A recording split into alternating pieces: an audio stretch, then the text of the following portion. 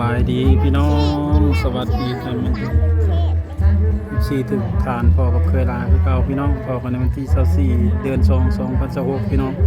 วันนี้ก็พากันมาเที่ยวงานมัสการพญานาคมันยังพอองค์ดำคันจำผิดก็ขอโทษขออภัยผู้พี่น้องพากันมาหลายคนเลยนะครับนี่พี่น้องครั้งที่2ที่ได้มาเห็นนกกระจอกเทศใหญ่แล้วก็ทั้งนั้นสิเป็นนกยุงทั้งนี้นกยุงนี่ก็เห็นครั้งแรก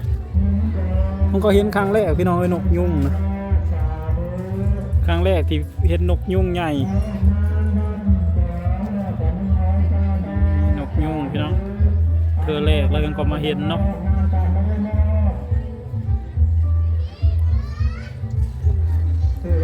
กับนกกระจอกเทศตัวใหญ่เลยโอ้หนึ่งนกตัวว่าใหญ่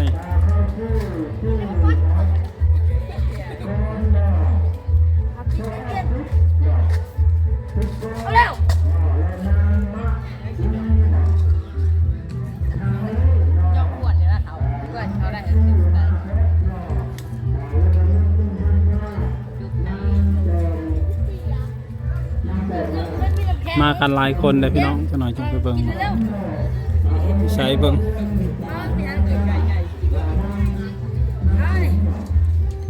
คนกับบดเดนะเดี๋ยวคนนุ่มๆนึง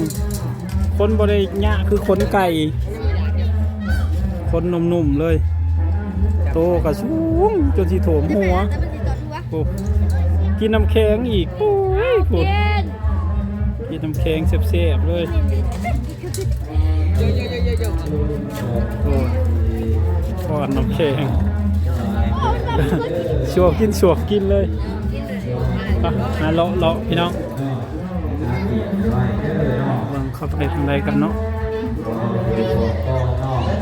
บุญอยู่บ้านนาคูพี่น้องเขตคุ้มสมบัติเนาะอยู่บ้านนาคูคุ้มสมบัติเมืองสงขลา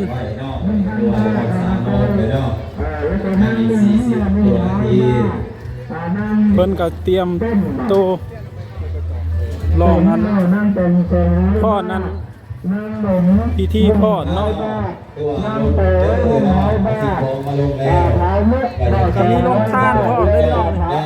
น้องทานเลิกเทศขอเล่นนอกอะไรกันคือว่าขอบุญใจคนก็หลายอยู่ครั้งแรกที่มาเนาะแต่มาวัดนี่มาเทื่อที่2แต่ว่าบุญนี่เป็นครั้งแรกที่ได้มาให้เพื่อนเอาไปโยนที่ทั้งนอกนอกโมอาทิพื้นที่เฮากับพวกแน่นอกให้สนใจผู้ดีมีสุขภาพแข็งแรงตัวพื้นที่บางตัวตัวเป็นพื้นที่เดี๋ยวมีเบิ้งซบนอกว่ามีงานโทษบวงสรวงนอกบ้า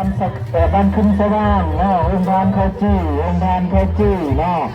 400 ก้อนเนาะเพิ่นเหลือเงินอยู่2,000กินอีกแหละสาธุอากาศก็ร้อนอันนี้รอแซ่บบ่ลูกพูดป้อนของต้อนรับ100,000คือสาธุอนุโมทนาบุญนำโลกเนาะย่างเองอีกบ่เบิ่งปลาบ่ย่างเองอีก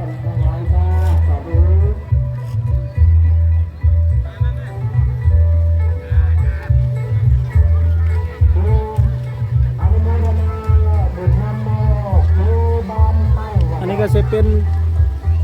ปลาพี่น้องเท่านี้ปลาใหญ่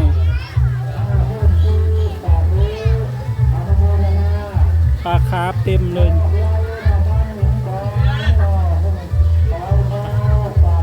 รอเบิ่งงานกันพี่น้องครั้งแรกที่ได้มาเนาะแต่วัดนี่เธอที่2แต่ว่ามา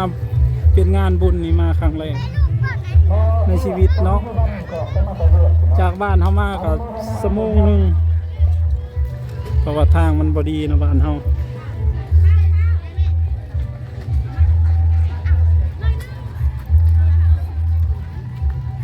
ปลาไม้คือหยังล่ะปลาไม้คือหยังปลาไม้คือของเล่นอันนี้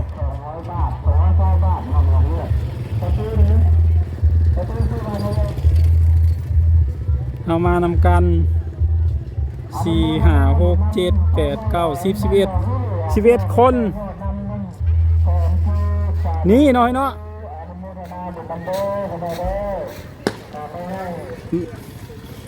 นี่ก็จะเป็นร้านทางหมักปุ้งสิกินหยังนี่เนาะห้านั้นมองอันทางมองไอ้เข็มว่านะเนาะเมื่อเขาก็เมื่อเท่านี้บ่มันยังใกล้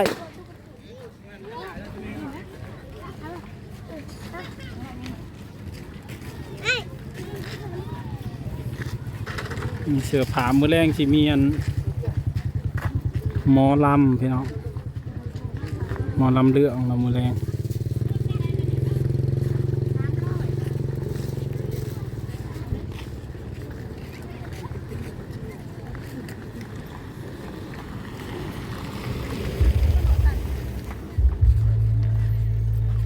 ตอนนี้แยกกันไป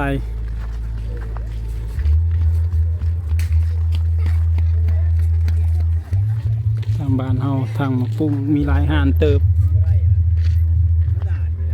เสื้อผ้านี่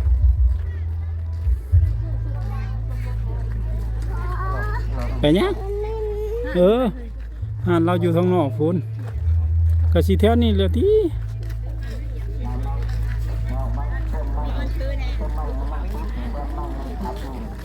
ขม่ามันแดดนะเดี๋ยวชื่อให้โดยมาก่อนเจ้าเบิ้งทัวมาแล้ว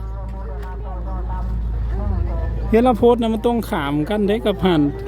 ใกล้ๆกับห่างของเล่นอีกชุดแล้วบอสันนี่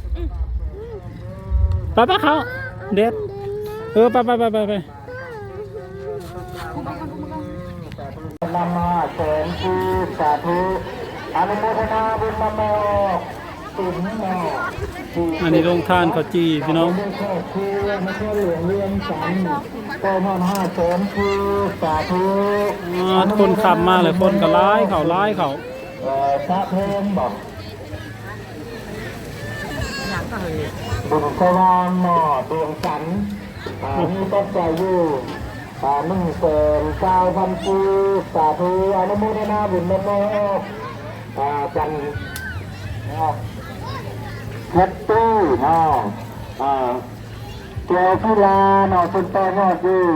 2 แสนคือสาธุอนุโมทนาบุญนำมาพรเขาพรจิตเนาะเตรียมพรพี่น้องเตรียมพรบวงสรวงเนาะอยู่1 ล้านคือสาธุแต่ยังบ่ทันฮอดเวลานครหลวงเรียงสันเนาะบุญรักษาคุณพระคุณมองอยู่มองเก้าไปเลยพี่น้องเอ้ยสมุสายใจให้ทุกสนใจนั้นจางหายมันเย็นสุดเลยมีผู้คนเมตตาตื่นสมาให้ถึงเจ้านั้นสุขดีขอบคู่ให้เย็นเป็นสุขคิดสิ่งใดหวังสิ่งใดขอให้ได้สมดังความมุ่งมั่นปรารถนาทุกสิ่งเพชรหนองบ้านใดลูกหนองแม่นอนอะไรลูก30,000จีวันมุทนาบุญนำนางหลานน้อยเพชรนบ้านหนองแม่30,000จีแล้วบวงสรวงพญานาคเนาะเจ้ากำลังนาเสื้อถ่าเบิ่งกันอยู่ใกล้แล้วแหละใกล้สิฮอดพิธีเพิ่นสิรำบวงสรวงแล้วเนาะสาธุอนุโมทนาบุญนำก็มาเก็บไปเลยเริ่มแยกกันไปแล้วไปคนละทิศละทางเบิ่งทางหน้ายอดเริ่มบอกนางนวลวิไล50,000จีสาธุอนุโมทนาบุญนำแบบนนวิไลแบบ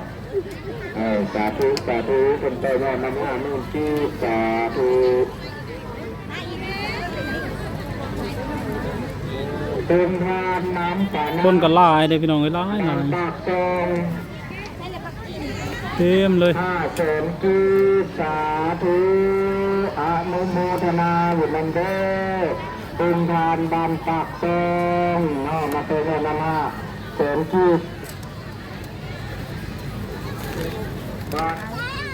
อนุโมทนาบุญนำน้องน้ำฝนบ้านรักเมืองมาคนใจทอง สาธุเอาบุญนำกันเด้อพี่น้องเนาะ สาธุ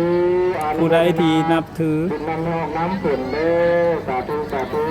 พญานาคค่ะเนาะ พระอานิสงส์บุญคำนำสู่ยุดี วันนี้ก็พาพี่น้องมา ให้มีสุขภาพแข็งแรงเด้อการแม่ออกเสียงแม่ออกแก้บ้านโซกดีนครหลวงเวียงจันทร์อนุโมทนาบุญนำมาออกแก้วบ้านโซกดีนครหลวงเวียงจันทร์ เคยลาทุกคนดีมีแห้งร่ำรวยเงินทองเด้อเฮ็ดงานหยังก็ประสบความสำเร็จทุกอย่างเนาะเจริญก้าวหน้าในหน้าที่การงาน เวลาเฮาก็จะมองเจ้าจันมาเลยเด้อน้องน้องนักเรียนเฮา ใกล้แล้วพี่น้องใกล้สิพรแล้ว วันดีในบ้านเสงสว่างนครหลวงเวียงจันทร์อนุโมทนาโตโมนำแสงที่สาธุอนุโมทนา เดี๋ยวละบ้านน้อง เรียนเงิน ถ้าน้องเลี้ยงอย่าลืมเด้อน้องเอาเบิ่งรับเงินเข้าก่อนน้องตอนนี้เพิ่นกำลังลงรถน้องว่ามื้อแรงมาส่งมาเบิ่งรับเงินเข้าก่อนน้อง คลิปนี้เคยลาก็สิขอเก็บภาพบรรยากาศไว้เพียงเท่านี้ก่อนเด้อพ่อแม่พี่น้อง ขอบคุณทุกคนที่ติดตามรับชมพอกันใหม่คลิปหน้ากับเคยลาสบายดี เมืองไส้สิ